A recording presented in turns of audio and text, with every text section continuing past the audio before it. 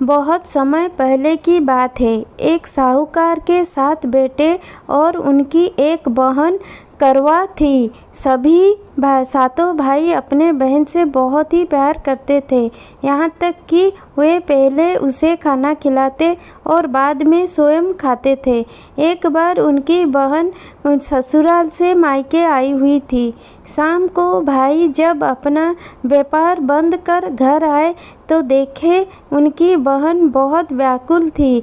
सभी भाई खाना खाने बैठे और अपनी बहन से भी खाना खाने का आग्रह करने लगे, लेकिन बहन ने बताया कि उसका आज करवा चौथ का निर्जल व्रत है और उसे खाना सिर्फ चंद्रमा को देखकर उसके बाद खाना है।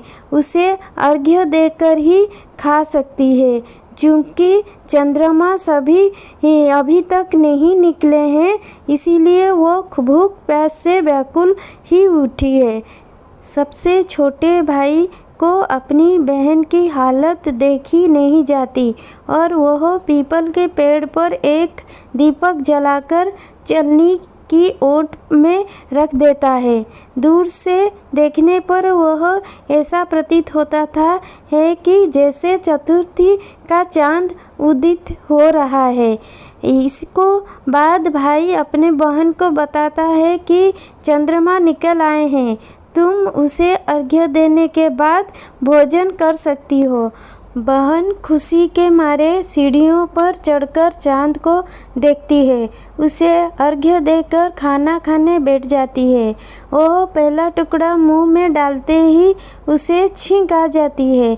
दूसरा टुकड़ा डालते ही उसमें बाल निकल आते हैं और जैसे तीसरा टुकड़ा मुंह में डालने की कोशिश करती है तो उसके पति का मृत्यु का समाचार उसे मिल जाता है। वह बौखला जाती है। उसकी भाभी उसे सच्चाई से अवगत कराती है कि उसके साथ ऐसा क्यों हुआ।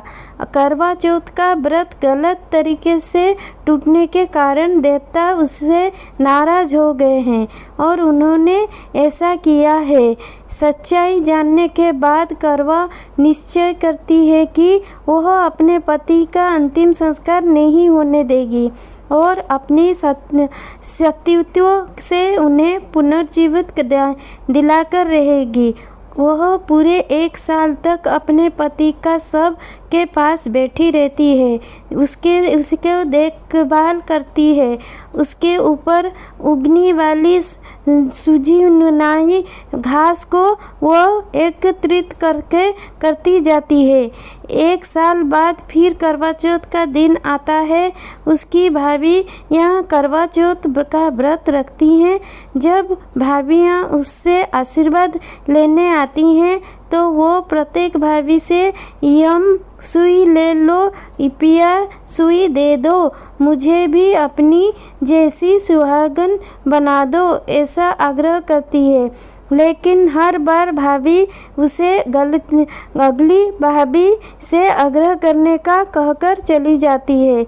इस प्रकार जब 6ठे नंबर की भाभी आती है तो करवा उससे भी यही बात दोहराती है।